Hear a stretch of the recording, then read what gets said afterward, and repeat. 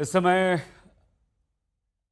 मल्लिकार्जुन खड़गे राज्यसभा में बोल रहे हैं। आपको लिए चलते हैं। प्रदीप भंडारी, अजय उपाध्याय हमारे साथ होंगे। का मौका दिया।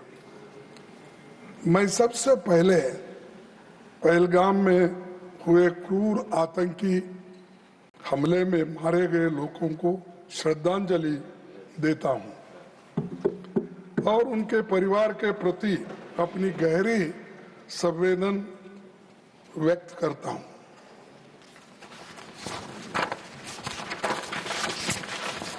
मैं ये कहूंगा, एक बात वो भी सुनेंगे तो उनको भी अच्छा लगेगा। मेहंदी वाले हाथों ने पति की लाश उठाई है। बेबस रोते बच्चों ने पापा की जान गंवाई है। अश्रु भरे लाचार खड़ी बेबस नारी को देखा है। पहलगाम घाटी में हमने अपनों को मरते देखा है। तो ये घटना, ये जो घटी, ये सब लोग देखे हैं, लेकिन मुझे ये समझ में नहीं आ रहा, इतने सब होने के बाद बहुत सी चीजें उन्होंने यानी जो संबंधित नहीं है उन विषयों को उठाकर फिर राज्यसभा के अंदर से देश के बाहर के लोगों को उचकाने की कोशिश कर रहे हैं। लेकिन लोग ऐसे झूठे वायदों पे, झूठे बातों से या असत्य बातों से कभी इसको सीरियस नहीं लेंगे।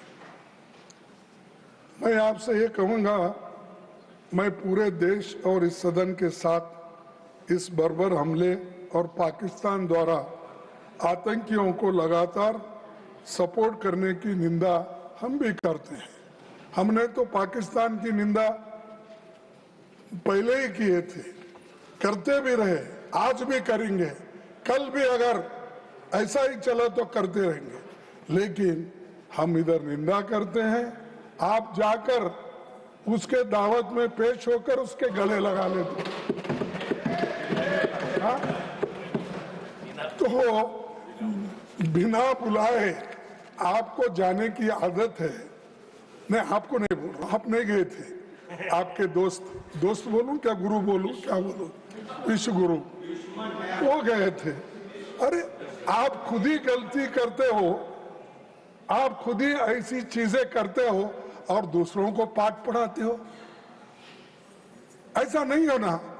आप अगर सीरियस हो तो किसी को, दूसरों को टीका करना, तुमने क्या किया, वो क्या किया, ये बताने की जरूरत नहीं।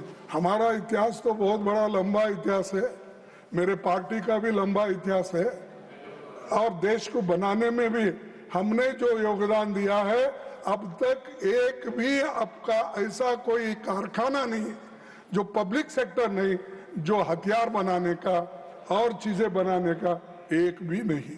आपने सिर्फ झूठ की कारखाने बनाए, लेकिन पब्लिक सेक्टर आपने नहीं।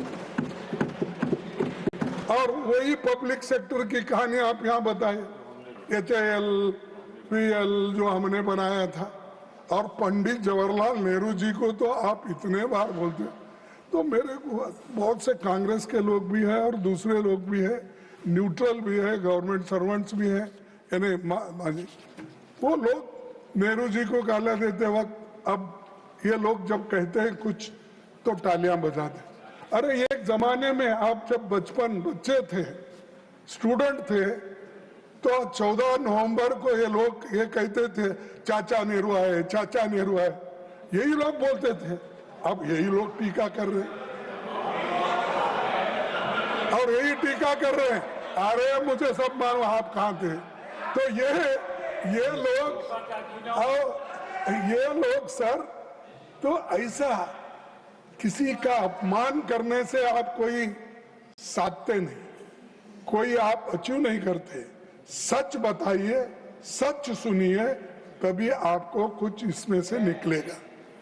सर, गृह मंत्री अमित शाह साहब तो गए, नड्डा साहब को छोड़ के गए।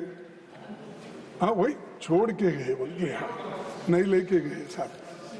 गृह मंत्री अमित शाह 7 और 8 अप्रैल 2024 को जम्मू कश्मीर गए थे, तो कहा था कि मोदी सरकार के प्रयासों से देश विरोधी टेरर इकोसिस्टम को ट्रिपल कर दिया गया है। ये किसने कहा? अमित शाह, होम मिनिस्टर ने कहा। अगर ट्रिपल हो गया था तो पहलगांव में कहां से लोग आए, कहां से आए और कैसे आए?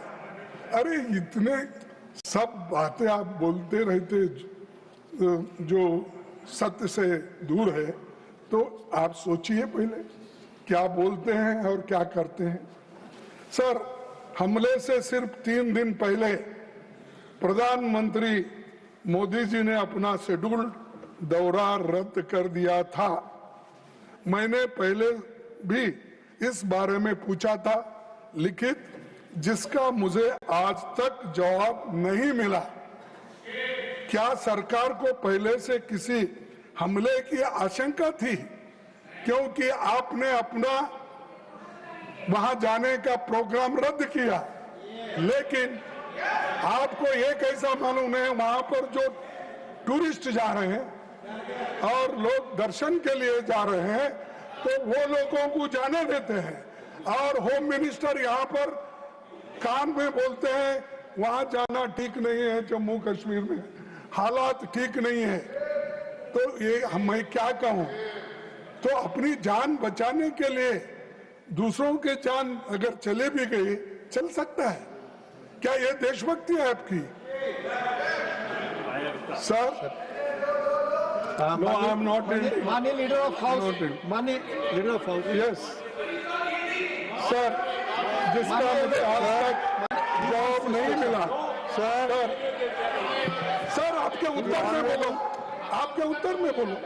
अरे नहीं सर, नहीं यील्ड नहीं, आई एम नॉट ऑनरेबल। मेरे साथ हमेशा ऐसा ही होता है। लीडर ऑफ द ऑपोजिशन, नहीं पहले भी ऐसा ही धोखा हुआ, अभी भी वेरी सीरियस चार्ज नहीं, ऑनरेबल प्राइम मिनिस्टर, नहीं यील्ड नहीं होगा। Authenticate please, that has to be authenticated, otherwise this should be expunged.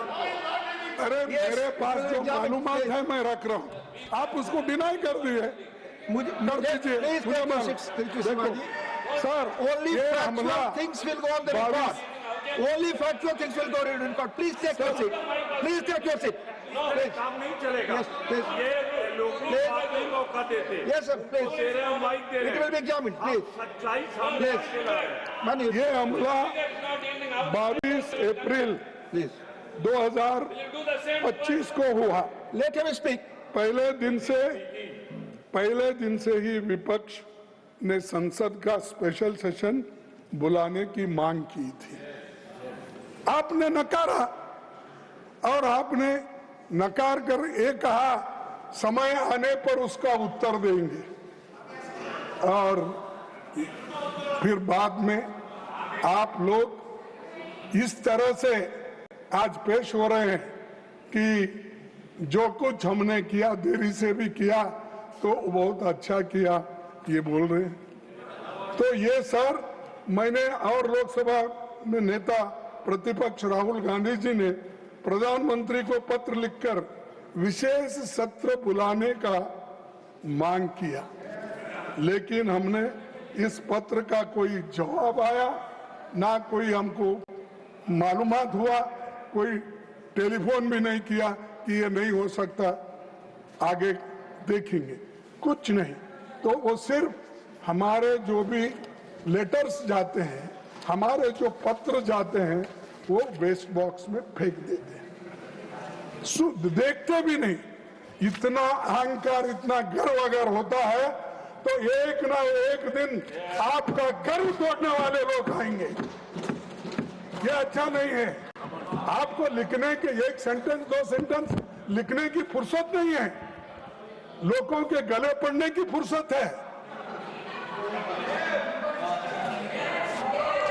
और डिप्टी चेयरमैन जी, 1962 में भारत चीन युद्ध चल रहा था, जब नेहरू जी ने चंद विपक्षी सांसदों की मांग पर विशेष सत्र बुलाया था।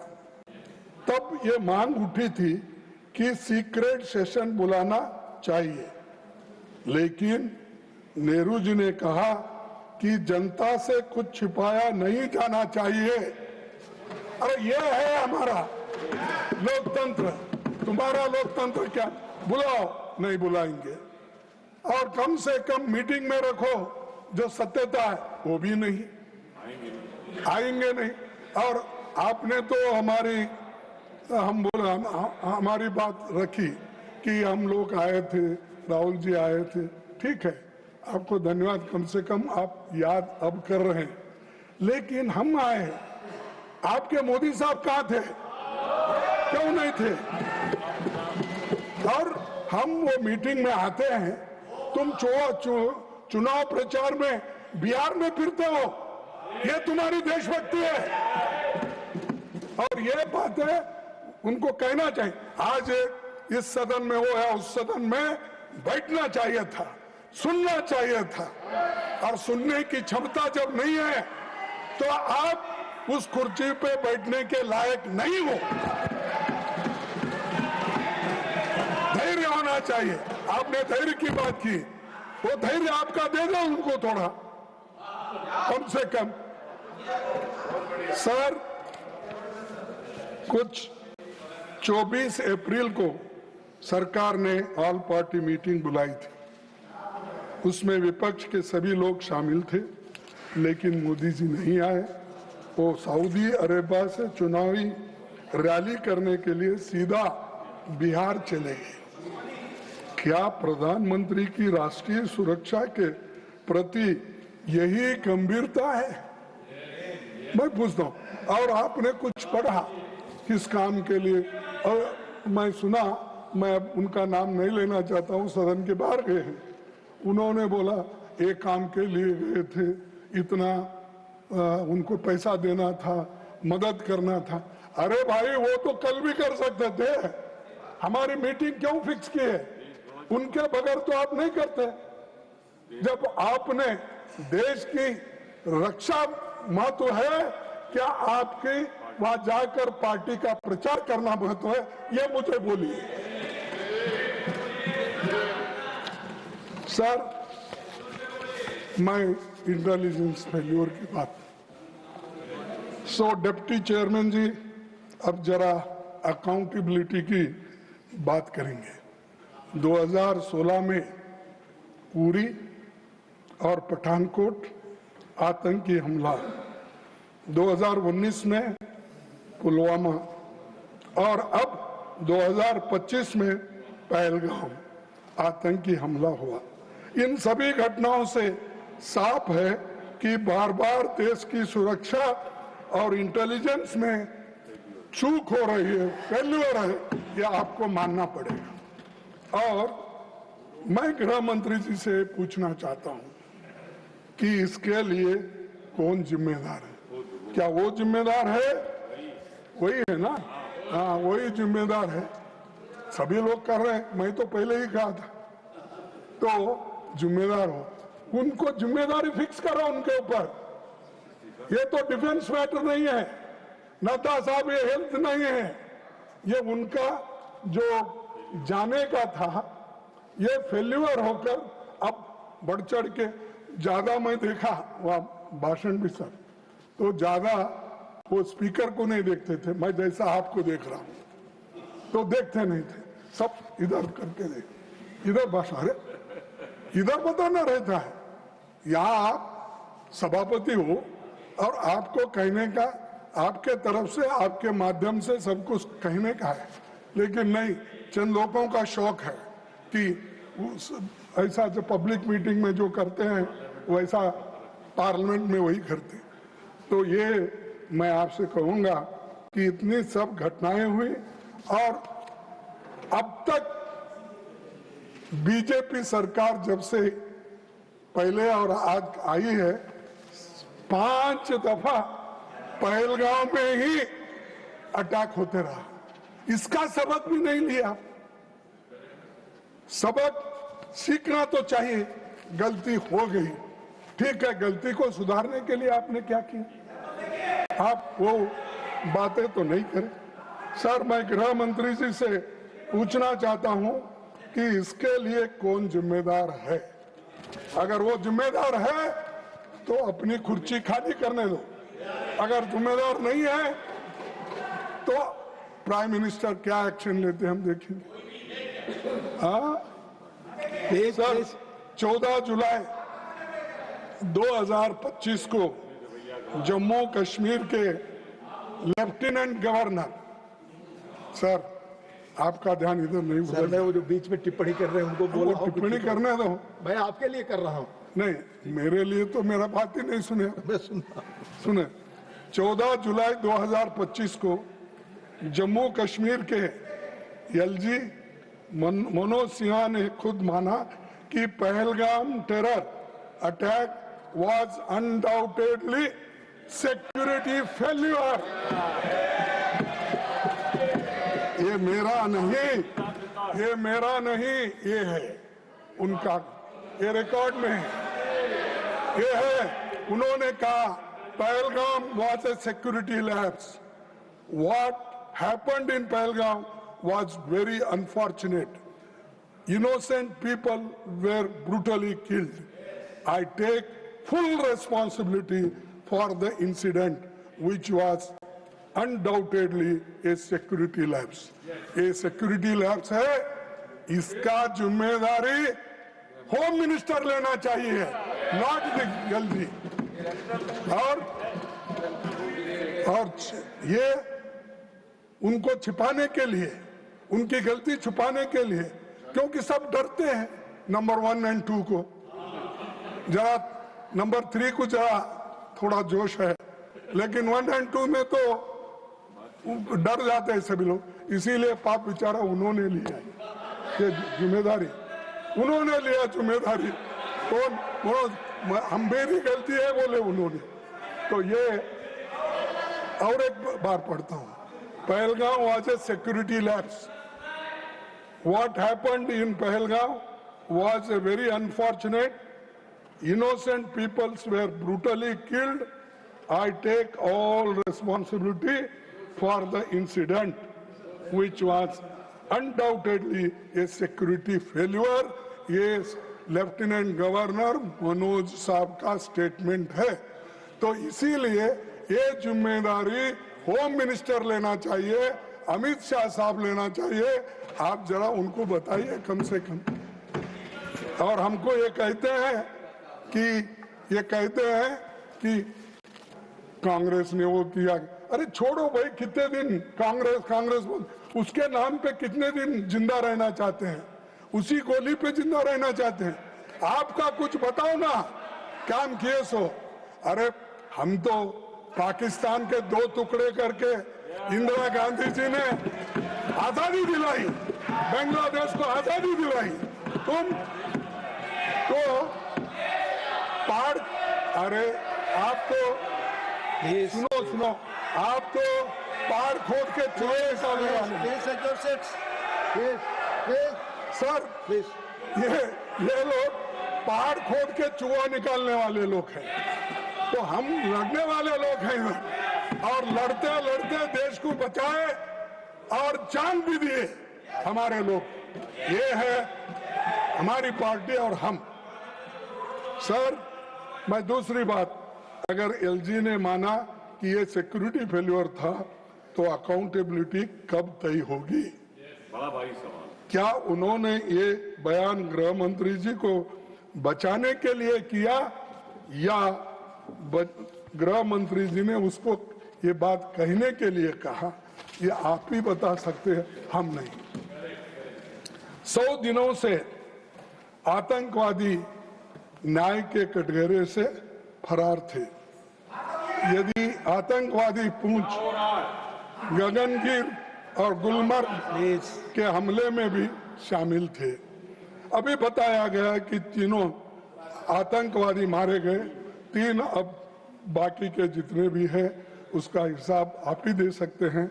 हमारे को जो मीडिया से मिलता है या लोगों से मिलता है, वही हमारे पास इंफॉर्मेशन होता है।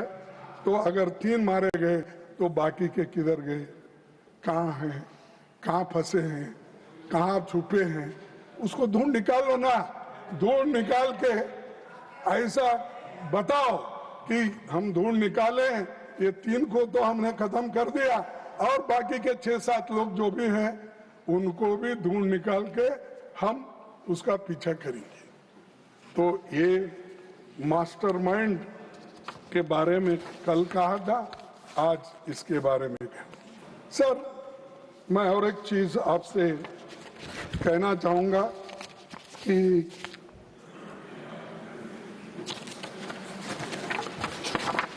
डिप्टी चेयरमैन जी, अब मैं ऑपरेशन सिंदूर पर आता हूं। कांग्रेस पार्टी हमारे सशस्त्र बलों, आर्मड फोर्सेस पर गर्व करती है और उनके शौर्य और बहादुरी को सलाम करती है। यहाँ मैं ये भी कहना चाहूंगा कि पूरा देश एकजुट खड़ा रहा।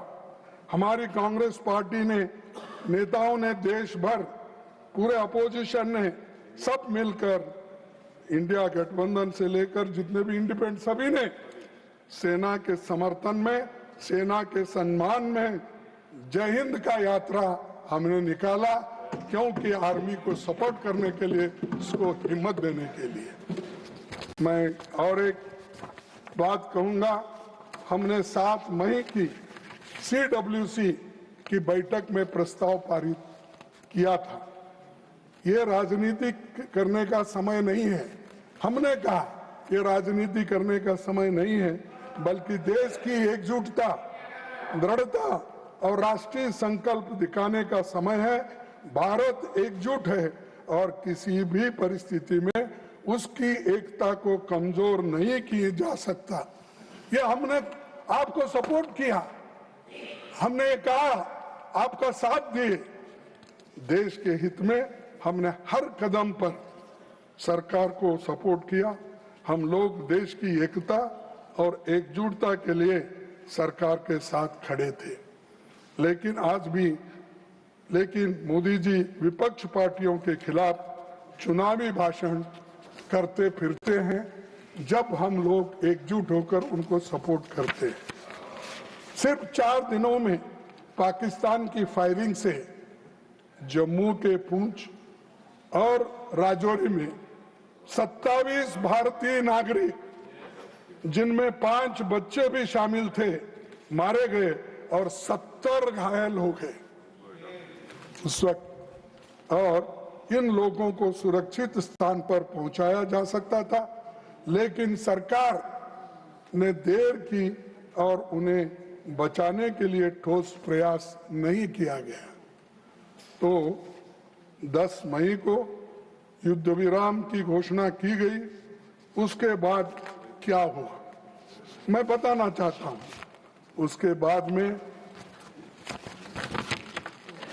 बीजेपी के एक राज्यसभा सांसद ने कहा, पहलगाम हमले में जो शहीद हुई उनकी पत्नियों में वीरांगना जैसा भाव नहीं था। उनकी पत्नियों में वीरांगना जैसा भाव नहीं था, इसीलिए वो हाथ जोड़ रही थी, गिड़गिड़ा रही थी। ये है आपकी महिला के प्रति आपकी सोच और संवेदनशीलता। अरे एक महिला अगर रो रही है, गिड़गिड़ा रही है अपने पति के जो उसमें मरने के बाद, उनको ये कहते हैं। अरे एक लीडर, एक बीजेपी का नेता, ऐसे लोगों को कान पकड़ के बाहर निकालो। क्यों रखते हो? उससे बुरा नाम आपको भी आता है, देश को आता है, और लोग भी यही कहते हैं कि देखिए पार्लियामेंट में ऐसा होता है, कहते हैं तो फिर ऐसे लोगों के ऊपर कोई एक्शन नहीं लेता है। पार्लियामेंट के बाहर ऐसा होने के बाद भी नहीं लेते हैं, और हमको कहते हैं पार्लियामेंट में ऐसा चीज क्यों नहीं उठाते, आप देश को क्यों नहीं बताते। तो इसलिए मैं आपको यही कहूंगा कि महिला के ऊपर इस तरीके से तो रिमार्क करना, बोलना बहुत गलत है। इसके लिए उनको आप पार्टी के ओर से सजा देना चाहिए। सर, मध्य प्रदेश के एक मंत्री ने भारतीय सेना की स्पोर्ट्स वुमेन का अपमान करते हुए कहा, जिन्होंने हमारी बेटियों के सिंदूर उजाड़े थे। बोलो साहब, क्योंकि आप बहुत बात कर रहे, पैसे की बात कर रहे शायद बजट तो, लेकिन मेरा भी एक थोड़ा सुने तो अच्छा होगा। नहीं, दो कान तो नहीं हो सकते, एक ही तरफ से हो सकते। तो दो ही भी, एक तो मेरे लिए, एक उनके लिए। सर, जिन्होंने हमारी बेटियों के सिंदूर उजाड़े थे, उन कटपिटे लोगों को हमने उसी की बहन भेजकर ही उनकी ऐसी की तैसी की। ये मंत्री है, कंत्री है, मुझे मालूम है, उसका तो यहाँ पर उसको तो कंडम करना चाहिए। ऐसे आदमी, ये पहला भी मैंने उदाहरण बताया, दूसरा उदाहरण भी ये है। तो ये चीजें आपके पीछे होते हैं। तो जब तक आप अपने लोगों को काबू में नहीं रखते, कंट्रोल नहीं करते, वैसा रिएक्शन दूसरे की तरफ भी आता है। और दूसरे के तरफ से अगर ऐसा रिएक्शन कोई आया तो आप क्या कहते हैं? देशद्रोही। देशभक्ति नहीं इनमें, सिर्फ देशभक्ति का गुत्ता तुमने ही लिया, पूरा कॉन्ट्रैक्ट लिया तुमने। बाकी के पास, किसी के पास खून नहीं। खैर, मेरे खून बहता है, लेकिन अंदर सिंदूर डाले तो खराब हो जाता, नहीं मुश्किल होता ना। तो सिंदूर तो सौभाग्य बचाने माँ इसे करते हैं। तो ये जहां जो कुछ बोलना आता है उसको जोड़ के बोलते जाते हैं। सर, उन कटे पिटे लोगों को हमने उनकी बहन भेजकर ही उनकी ऐसी तैसी की। कल ही सुप्रीम कोर्ट ने इस मंत्री के कड़े शब्दों में निंदा की और खंडन किया। क्या लड्डा साहब, आप इसको बाहर निकालेंगे? जब सुप्रीम कोर्ट ने अगर खंडन किया है उस, हाँ अब हाँ बोल रहे, इसीलिए थैंक यू वेरी मच। हाँ, नहीं, अब सुप्रीम कोर्ट एक मंत्री को अगर ये कहता है और उसको कंडम करता है तो आप तो इजीली उसको निकाल दो, दूसरे को ला। आपके पास तो इतने भरे हुए लोग हैं और भाग रहे। आपके ईडी, सीबीआई या इनकम टैक्स को देखकर भागत, उसमें से किसी को करो। सर, शहीद आर्मी मेजर विनय नरवाल की विधवा को भी सोशल मीडिया पर ट्रोल किया गया और हमारे विदेश सचिव यहीं बैठे थे, वो भी अब पैसे की बात कर रहे। तो हमारे विदेश सचिव तक को पर्सनल अटैक्स का विदेश मंत्री प्लीज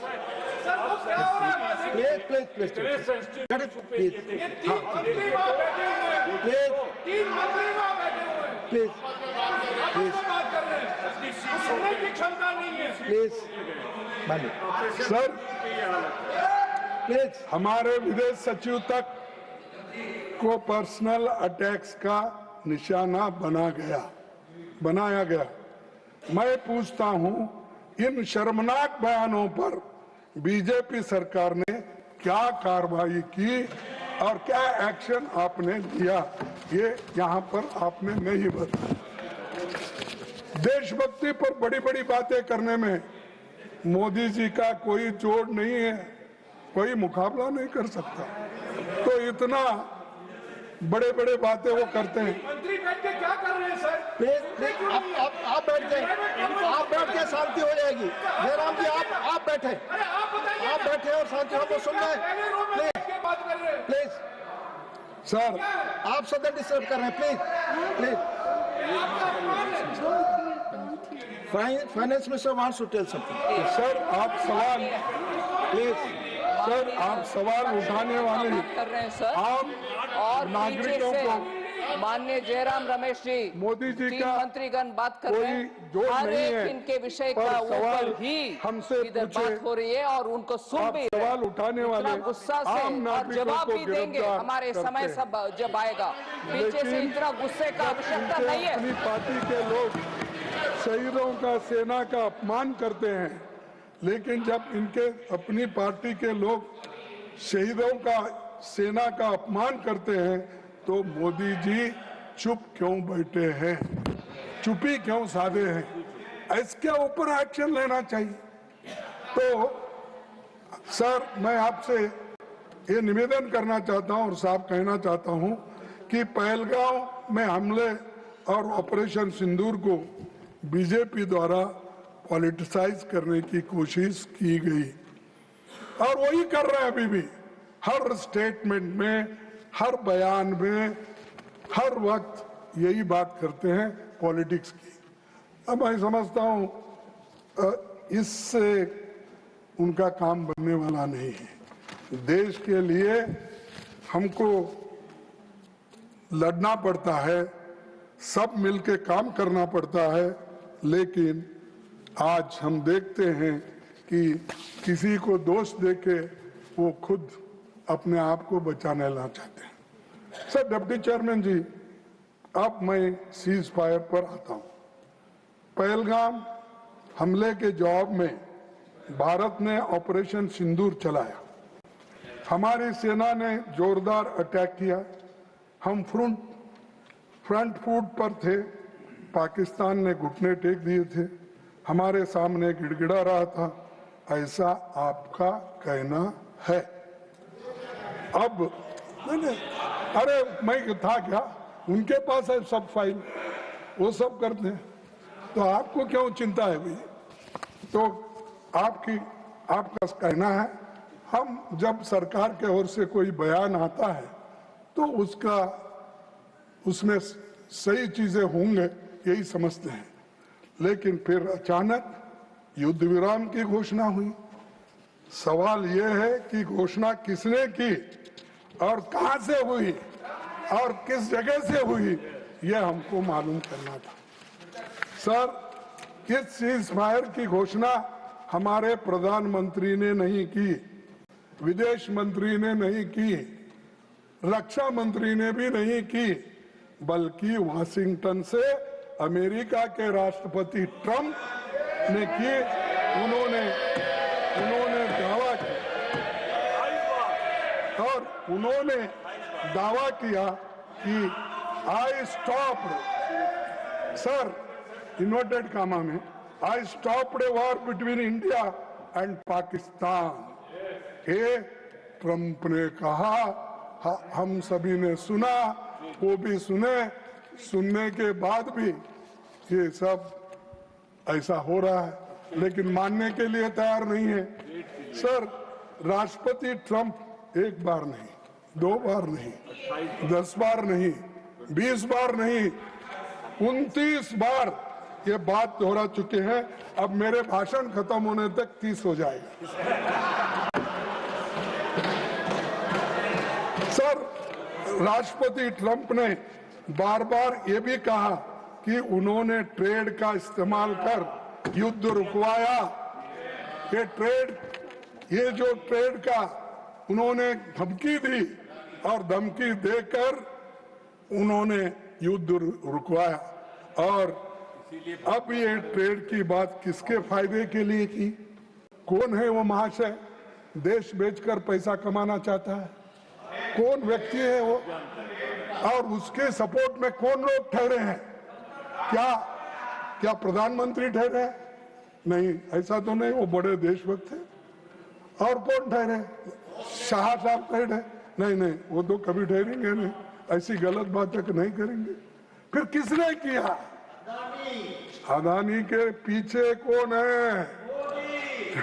प्लीज बैठकर कमेंट नहीं, मिस्टर शक्ति सिंह गोहिल, राष्ट्रपति, it's completely wrong, it will not go on the record and you are not allowed to speak like this. Please, I warn you, mister Shakti Singh Gohil, no, आप allow नहीं कर रहे हैं, आप अलाउ नहीं कर रहे हैं कि बोले, प्लीज, दिस ने will not go on the record, please. माननीय प्रधानमंत्री पे कोई टिप्पणी नहीं, प्लीज। बार बार ये भी कहा कि उन्होंने ट्रेड का इस्तेमाल It will not go, yes. युद्ध It will not रुकवाया। go on the record. अब ये ट्रेड For की बात Shakti किसके Singh Goyal, I फायदे के warn लिए you. हुई, I warn you. कहीं आपके मित्रों के फायदे के लिए तो नहीं। मोदी जी गालियों तक का हिसाब रखते हैं। मोदी जी गालियों तक बैठिए। का हिसाब रखते हैं। कौन कितने गालियां दिया, किसने दिया, इसका हिसाब रखते हैं। लेकिन भारत के सम्मान के खिलाफ राष्ट्रपति ट्रंप की बात मोदी जी क्यों चुप बैठे हैं, क्यों चुप्पी साधे हैं? सर, फिर एक प्रेस कॉन्फ्रेंस में राष्ट्रपति ट्रंप ने कहा कि 5 जेट्स गिराए गए। कौन से हैं? अगर हम तो आपका उनका ये नहीं बोल रहे। जब ट्रंप बोल रहा है, आपका दोस्त बोल रहा है, उसके प्रचार के लिए जाते हो, उसके चुनाव के लिए जाते हो, इस बार फिर एक बार ट्रंप, फिर एक बार ट्रंप। अरे कोई विदेशी देशों में जाकर किसी प्राइम मिनिस्टर का प्रचार कोई देश करता है? आज तक कोई नहीं किया। हाँ? तो सर, तो वो कहने दो। मैंने 5 जेट्स गिराए गए। कौन, कहा? हम ये नहीं पूछते उनके इनके, ये कौन से थे, क्या है, ये आप ही को मालूम, आप इसको बता सकते हैं। मोदी जी से देश जानना चाहता है, वो साफ साफ कहे कि हमारा एक भी जेट नहीं गिरा।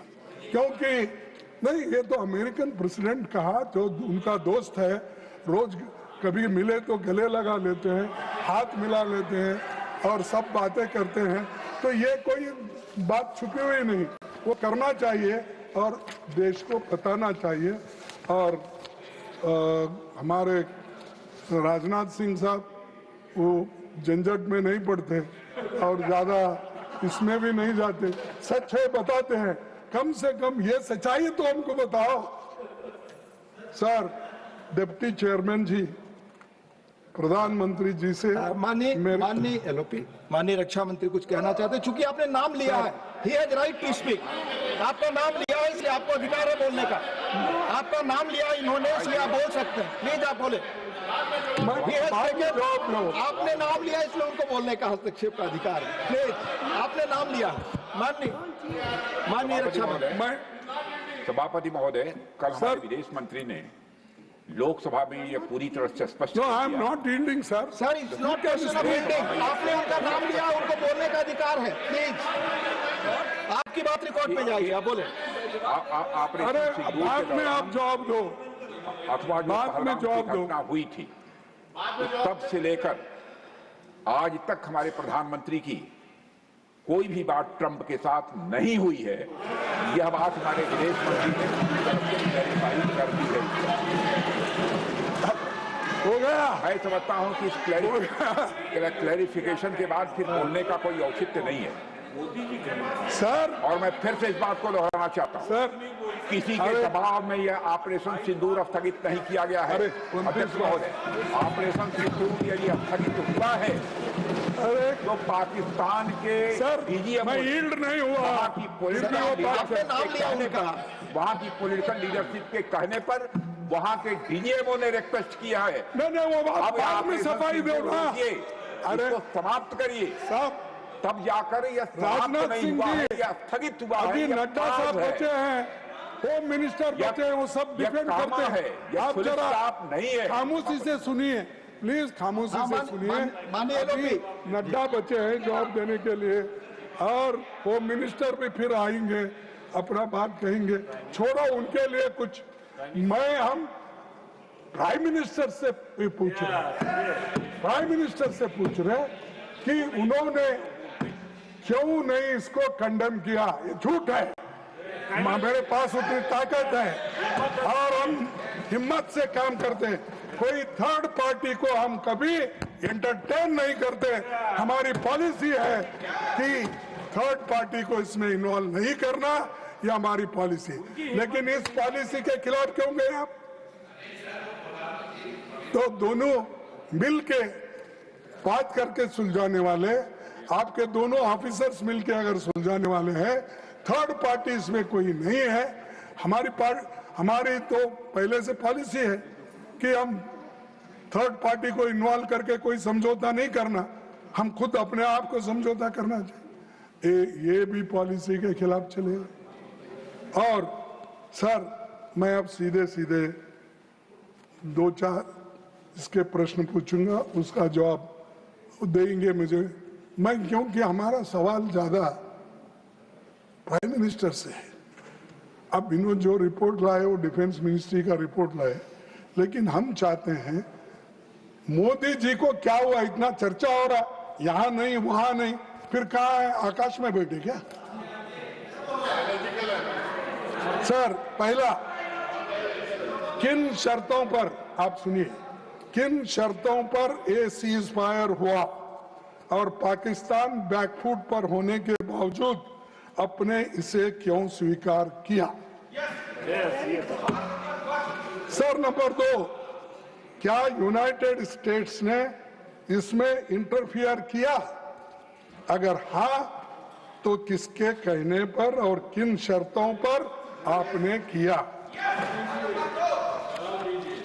तीसरा, क्या यूएस प्रेसिडेंट ने ये सीज फायर कराया जैसा वो बार बार दावा कर रहे हैं? और अगर हाँ, तो क्या ये भारत की नो थर्ड पार्टी मेडिटेशन की पॉलिसी के खिलाफ नहीं है? तो ये भी जवाब होना चाहिए। सर, चौथा, क्या हमें ट्रेड थ्रेट्स या अन्य इकोनॉमिक ब्लैकमेल के कारण ये सीज फायर होना या इसको मानना पड़ेगा? ये सब 4 सवाल मैं आपके सामने रखा हूं। खैर, अंत में इसको प्राइम मिनिस्टर जवाब देंगे। उनसे उनका तो थोड़ा मुंह खुलवाए, क्योंकि बाहर बहुत हिम्मत करे आए, आकर बोले। सर,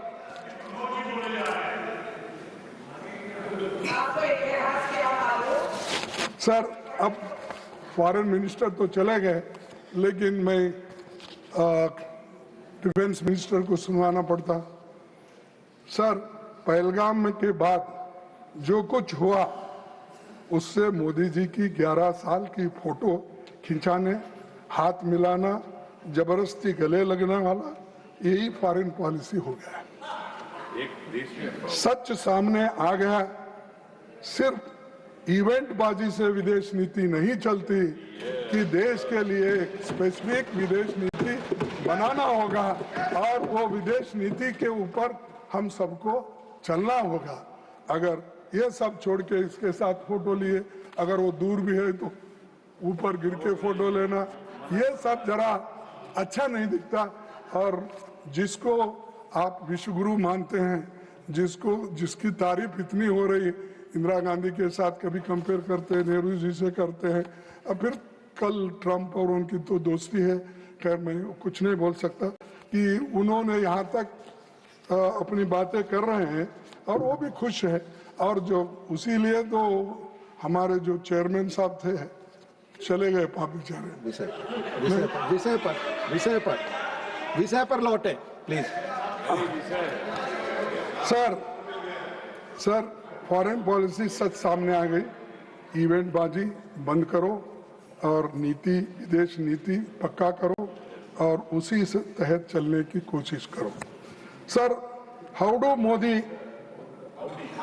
मोदी और नमस्ते ट्रंप जैसे बड़े बड़े इवेंट के बावजूद भारत के स्ट्रैटेजिक इंटरेस्ट सुरक्षित नहीं हो पाए, क्योंकि इतनी दोस्ती गहरी होने के बावजूद भी आपके साथ कोई नहीं खड़ा हुआ। एक भी देश, यहां तक कि अमेरिका ने भी पाकिस्तान की खुलकर स्पष्ट शब्दों में निंदा नहीं की।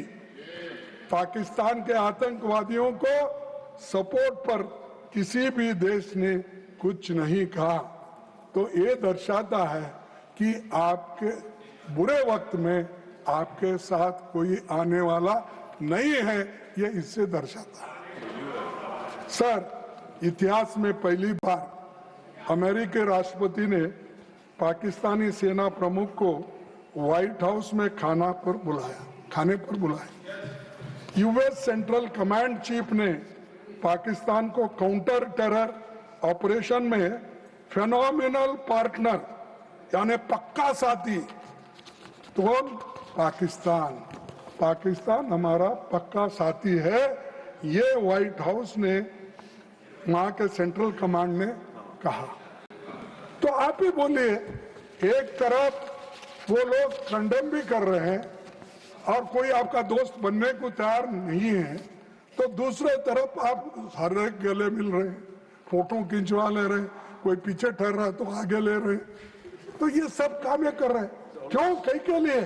अरे आपकी इज्जत ऐसा रहना चाहिए, कहीं आप कोने में भी ठहरे तो आकर आपको बुला लेके सेंटर में ठहरा, उसको कहते हैं उसका व्यक्तित्व। लेकिन उनको क्या मालूम है, मुझे तो समझ में नहीं आता। तो ये, और दूसरी बात साहब, सीज फायर के बाद आईएमएफ और वर्ल्ड बैंक ने पाकिस्तान के लिए बड़े आर्थिक सहायता का पैकेज घोषणा की।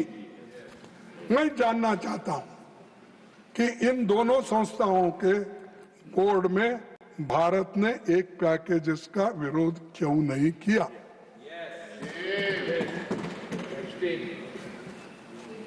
मैं आपसे सवाल कर रहा हूं, मैं जानना चाहता हूं कि इन दोनों संस्थाओं के बोर्ड के भारत ने इन पैकेज का विरोध क्यों नहीं किया? ये जो आईएमएफ, वर्ल्ड बैंक एक पाकिस्तान को आर्थिक मदद दिलाने में वो लेने में सक्षम हो गए, वही पैसा टेररिस्ट को जाता, आपने कहा। सभापति महोदय, मैंने पहले भी किया है और बाद में भी।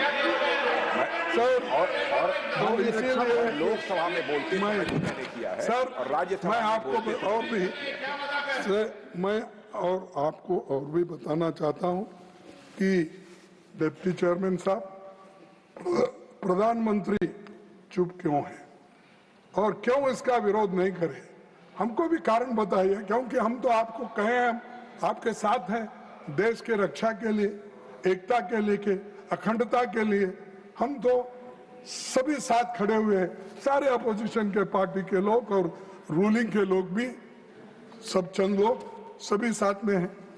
तो मेरा एक जो कहना है, ये कहना है कि इतने लोग तुमको दोस्ती तुमने बनाई, लेकिन एक दोस्त भी तुम्हारा साथ नहीं दिया और उल्टा तुम्हारे विरोध में रहने वाले लोगों को उन्होंने पैसे से मदद करवाया और सारी चीजों की मदद उन्होंने की। जिन्होंने अवार्ड भी दिया वो भी नहीं खड़े।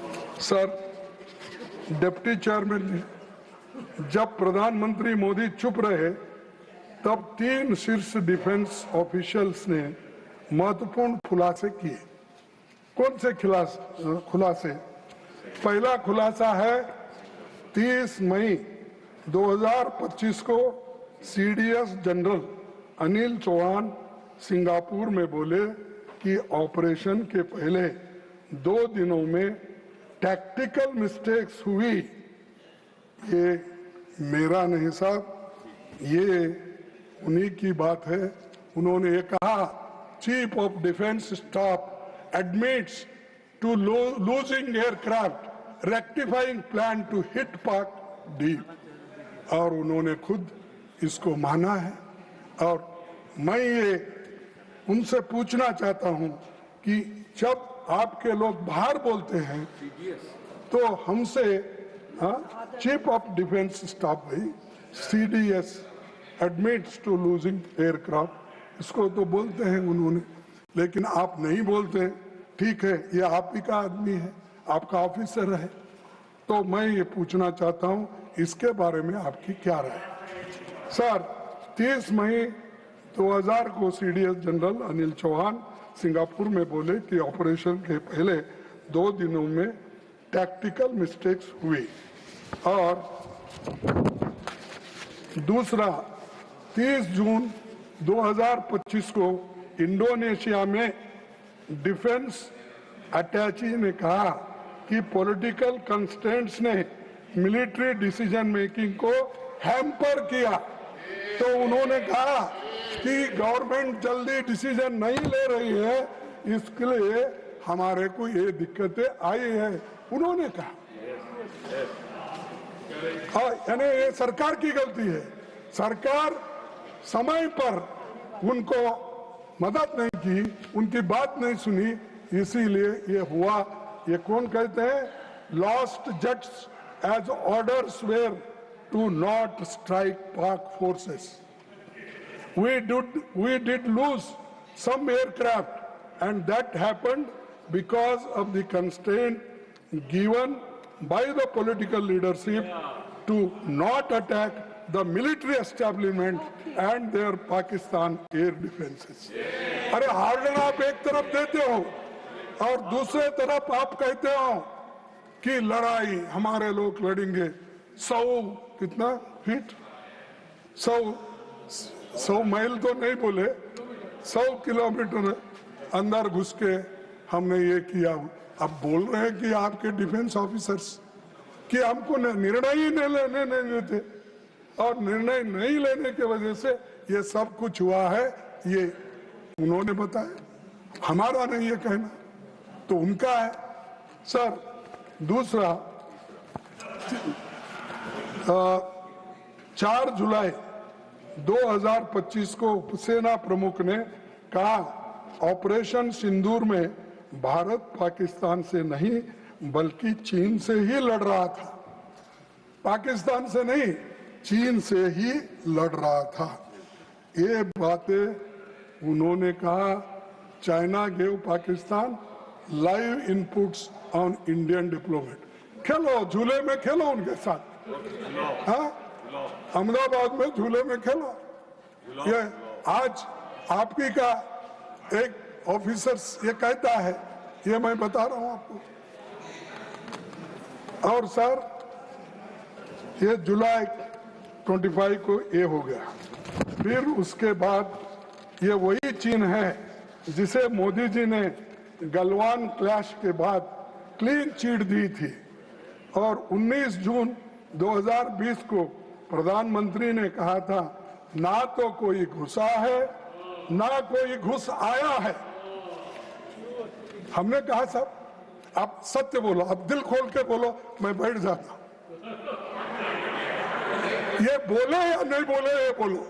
आप तो झूठ नहीं बोलते, मैं समझाता, लेकिन मैं पहले बोलता था मोदी जी को झूठ जबकि 15 लाख 2 करोड़ एमएसपी वो ये झूठा संसदीय शब्द है, तो झूठा संसदीय शब्द, झूठा संसदीय शब्द है, झूठा संसदीय शब्द है। अरे असत्य साहब, और पार्टी ने जो समय दिया था उससे अधिक समय आप पार्टी का ले रहे हैं। नो प्रॉब्लम, आप नो प्रॉब्लम, आपकी पार्टी का समय जा रहा है, आपकी पार्टी का। ठीक है, ठीक है, मेरी गलती हो गई, मेरे को इंटरफेयर भी कर रहे ना सर, वो भी टाइम थोड़ा काटो। सो ये वही क्लीन चिट दी थी, और 19 जून 2020 को प्रधानमंत्री ने कहा था ना तो कोई घुसा है ना कोई घुस आया है। मैं प्रधानमंत्री से पूछना और चाहूंगा कि हमारे डिफेंस ऑफिशियल्स में के स्टेटमेंट्स पर उनका क्या कहना है और आपका क्या कहना है। रक्षा मंत्री जी का कहना क्या है, प्रधानमंत्री जी का कहना क्या है कि ये सब जो मैंने आपको इतने सभी कागज दिखाए ये तो ऑथेंटिक है, फिर ऑथेंटिसिटी करो मत बोलो, ये ले लो, नहीं तो आप देख लो, ढूंढ लो, तो ये आपकी है। सर और एक सभापति जी, उपसभापति जी, हकीकत यह है कि हम सांसदों को अंधेरे में रखा गया। हमें सभी जानकारी मीडिया के माध्यम से मिल रही थी और आज भी हमको माध्यम के जरिए ही मालूमात मिल रहे हैं। तो सर असल में किसी भी इंफॉर्मेशन या जानकारी को पहले संसद के सामने रखना चाहिए और खासकर ऐसे सेंसिटिव मैटर्स में आप अगर हमको अवगत कराएंगे तो क्लैश नहीं होता, मिसअंडरस्टैंडिंग नहीं होता। देश के इतने चंद बातें जो नहीं कहना है, आप कहने के बाद हमको भी कहना पड़ता है। तो देश बड़ा है, इसको अगर लेकर आप सबसे राय लेके, मशवरा लेके अगर बढ़े तो देश को अच्छा होगा। सब मैं और एक बात आपको कहना चाहूंगा साहब, सेंसिटिव मैटर्स की चर्चा के लिए हम स्पेशल सेशन की मांग कर रहे थे, तो उस वक्त आप सभी ने कहा कि हम इस बात को, हाँ, जो हमने आपसे रिक्वेस्ट की थी, तो आपने ये बात को आप कह रहे थे, अरे तुम कौन होते मुझे बिठाने वाले? अरे मेरे को कोई नहीं बिठा सकता, सिर्फ मेरे लीडर बिठा सकते हैं, मेरे लोग जो चुन के लाते हैं वो बिठा सकते हैं। सर सिर्फ अभी 5 मिनट लूंगा आपका। आपकी पार्टी का समय जा रहा है, उससे मुझे कोई आपत्ति नहीं है। ठीक है सर। डिप्टी चेयरमैन, हम मांग करते हैं कि देश के सबसे सुरक्षित इलाके में हुई सुरक्षा और इंटेलिजेंस की इन गंभीर खामियों और गलतियों पर समयबद्ध तरीके से जवाबदेही तय की जाए। कारगिल युद्ध खत्म होने के बाद उस समय की सरकार ने कारगिल रिव्यू कमेटी बनाई थी, जिसकी अध्यक्षता खुद विदेश मंत्री जयशंकर के पिता के सुब्रमण्यम ने की थी। और उनका ये जो from surprise to recording the Kargil review committee report, ऐसी एक रिपोर्ट तैयार करो, कहाँ गलती हो गई, क्या हो गई, सब कुछ बाहर आएगा। हर चीज को आप छुपाते रहेंगे तो और मामला बढ़ जाएगा। ये तो उन्हीं के पिताजी ने वाजपेयी के समय पर रिपोर्ट तैयार की थी, तो कम से कम वो कीजिए, उसको ढूंढ निकालिए क्या गलतियां हो गए। तो ये भी आप करने को तैयार नहीं है। सर दूसरा, मैं आपसे विनती करूंगा कि इस कमेटी ने 15 दिसंबर 1999 को रिपोर्ट दी और 23 फरवरी 2000 को इसे दोनों सदनों में रखा गया। हम डिमांड करते हैं कि इस मामले में भी ऐसी ही समीक्षा हो। हम डिमांड करते हैं, आप रखिए, किसकी गलती हो गई, किसकी चीख हुई, ये देश के इंटरेस्ट में है। हमको ये नहीं चाहते कि आपको ह्यूमिलेट करना या आपका इंसल्ट करना, आपको कुछ कहना, नहीं, वो हम नहीं सीखे। हम मदद करने का सीखे हैं, लेकिन किसी को दोष देने का नहीं सीखे। देश बड़ा है, इसीलिए हमको मिलकर काम करना है। मैं प्रधानमंत्री से ये भी कहूंगा कि अपनी सारी गलतियों और विफलताओं के लिए कांग्रेस को ब्लेम करना बंद करो। और उनके शिष्यों से भी ये कहना चाहता हूँ, अरे भाई तुम्हारा काम तुम करो, हमको दोष देने में कुछ आपको मिलेगा नहीं, प्रत्युत्तर मिलेगा, आप उसका उत्तर भी नहीं दे पाएंगे। लेकिन ये लीडरशिप का मतलब होता है कि जिम्मेदारी लेना, ना किसी को दोष देना। आप लीडर्स हैं, आप जिम्मेदारी लो। प्रधानमंत्री जी बोलो अब, लेकिन मुझे समझता है आज नहीं कल वो यहाँ इंटरवेन करेंगे, उत्तर नहीं देंगे, इंटरवेन करेंगे, क्योंकि वो दूसरों को जवाब देना नहीं चाहते।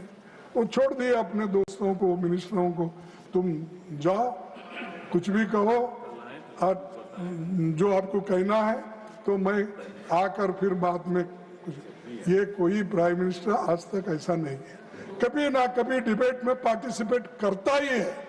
लेकिन 11 साल में इन्होंने कोई डिबेट में पार्टिसिपेट नहीं, घर में आके बैठते नहीं सदन में, और अगर आए तो भी वो, मैं उस हाउस में बोला था एक बार, वो जब आ रहे थे तो सुषमा स्वराज जी ने बोला कि आ गए, उनका दर्शन लो उनके बोले। तो मैं बोला दर्शन लेने को क्या वो भगवान है? तो पूरा हाउस हंस पड़ा। हाँ,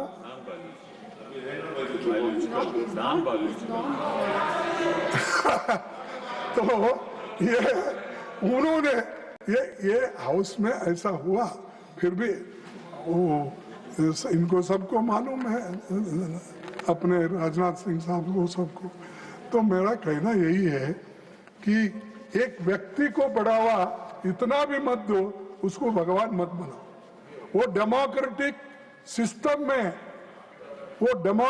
सिस्टम से आया हुआ आदमी को डेमोक्रेटिकली उसको जितनी इज्जत मिलनी है दो, लेकिन उसको भगवान बनाकर उसकी पूजा मत करो, उससे देश का नुकसान होता है। और बाबा साहब अम्बेडकर ने भी यही कहा, भक्ति इन रिलीजन इट में सॉल्व टू दिस सोल, और भक्ति इन पॉलिटिक्स वो डिक्टेटरशिप के तरफ जाता है। तो इसीलिए डिक्टेटर मत बनाओ साहब, आप प्रधानमंत्री बनाए, उसका काम करने के लिए आप मदद करो, लेकिन लोगों को गालियां देने के लिए मत छोड़ो। जैसा हमारे देहातों में बोलते हैं सब, माफ करना, क्योंकि मैं देहाती भी हूँ, सेमी अर्बन हूँ और सिटी का भी आदमी हूँ, मेट्रोपॉलिटन का। तो कभी लोग क्या करते हैं, उनको कुछ अपने गाय बछड़ों को चराने के लिए जगह नहीं है तो सरकारी गायरान में छोड़ देते हैं। सरकारी गायरान होती ना, आपके पास क्या कहते हैं मालूम, तो चारा खाने के लिए सरकारी गायरान में छोड़ देते हैं, सरकारी जमीन पे। कोई भी कोई भी वहां पर छोड़ सकता है। वैसा आप मत करो साहब, ऐसा मत छोड़ो उनको, कहीं भी चरने के लिए मत छोड़ो, पूरा देश खराब हो जाएगा। तो इसीलिए सर मैं आपसे ये विनती करूंगा, सर अप्रैल को मैंने खुद सबसे पहले बेंगलुरु में एक प्रेस कॉन्फ्रेंस की और कहा हम हर कदम पर सरकार के साथ है। ये हमने कहा, पहला आदमी मैं बेंगलुरु से प्रेस कॉन्फ्रेंस करके 1 घंटे में हमने कहा, क्योंकि हमको देश चाहिए। हम और आप मिलकर अगर बनाएंगे देश को बनता है, लेकिन एक दूसरे को कुचलने का काम करेंगे तो देश नहीं बनेगा और आपका भी नाम इतिहास से मिट जाएगा। भाइयों, सरकार जो कदम उठाएगी हमारा सरकार को पूरा समर्थन रहेगा, ये हमने कहा था, लेकिन सरकार को अपने गिरेबान में भी झांक कर देखना चाहिए कि हम आपके साथ जब चट्टान की तरह खड़े थे तो आप क्या कर रहे थे? आप ये कर रहे थे, भारत तैयार है, ये ऐसा फोटो मेरा डालकर आपने ये माननीय खड़गे, आप अपनी बात खत्म करें। 16 मिनट देखिए, आप नियमतः कोई पोस्टर और आप नहीं दिखा सकते, फॉलो द नियम। और लीडर ऑफ अपोजिशन से उम्मीद की जाती है कि वो please do not show this things, no please, किसी तरह का पेपर पोस्टर दिखाना मना है, please sir, it will not go on the record. देखिए, हम आपको सपोर्ट कर रहे हैं, आपके पीछे हैं, चट्टान के तरह हम ठहरे हैं, लेकिन हमको ऐसी से नहीं ये देते हैं, नहीं दिखा तो ये लानत है आप लोगों को। ऐसे लोग देश के, हम 55 साल से गवर्नमेंट में काम किए, बाहर किए, और पॉलिटिक्स में मैं हूं, और 60 साल मैं पॉलिटिक्स में काम कर रहा हूं।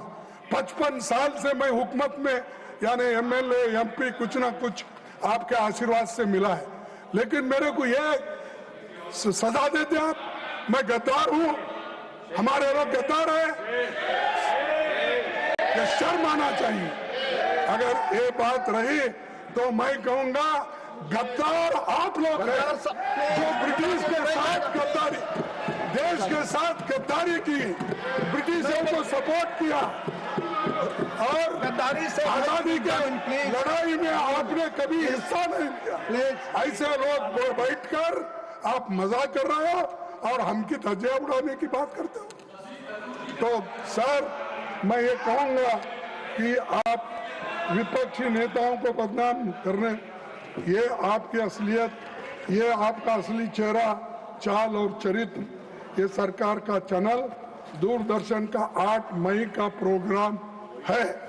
तो इसीलिए जब सरकार का प्रोग्राम ही ऐसा होता है, कितना विष आप में भरा है, कितना पॉइजन आपके इसमें भरा दिल। ये दूरदर्शन 8 मई को अगर आप हाँ में हाँ नहीं मिलाएंगे साहब, आपकी गति मेरे जैसे ही होगी। आप अपनी बात कहें, अब जो कहना है हमारी गति के लिए ध्यान दें प्लीज। सर, बस इस बात के साथ अपना भाषण समाप्त करता हूं। आपने मुझे बोलने के लिए समय दिया, उसके लिए आप सबको धन्यवाद देता हूं।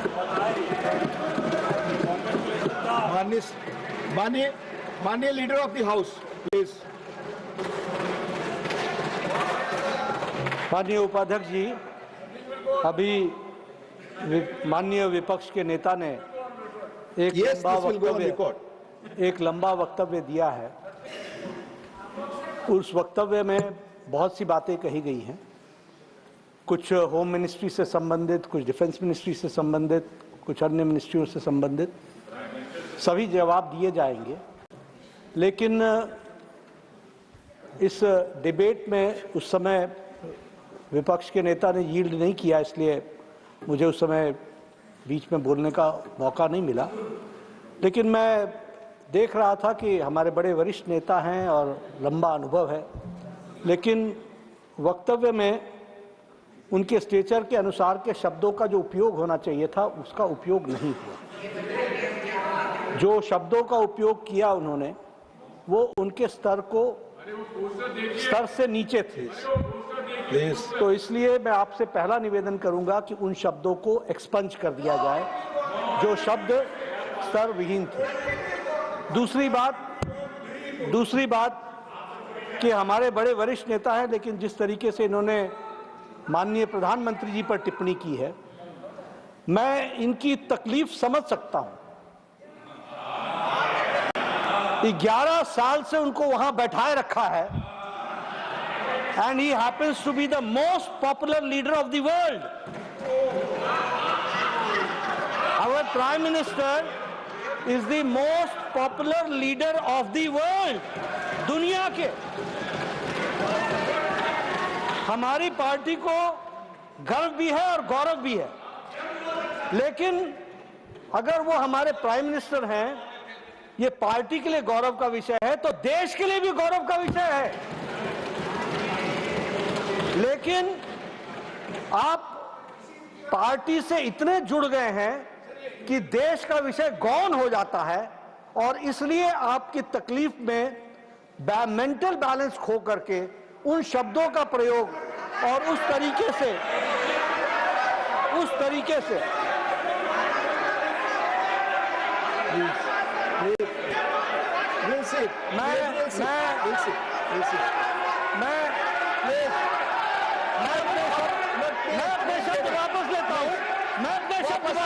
वापस लिया sir. I take back my words. Yes, take it back. Yes, sir. I take back my words. He has taken back his words. I have. He has taken back his words. I have taken back my words. अब सुनिए, मानसिक असंतुलन नहीं, भावावेश में on record भावावेश कर दीजिए। भावावेश में जो शब्द बोले हैं, वो शब्द उनकी पार्टी और उनके व्यक्तित्व से मेल नहीं खाते हैं। उनको निश्चित रूप से एक्सपंज करने की कृपा करें, यही मैं कहना चाहता हूँ।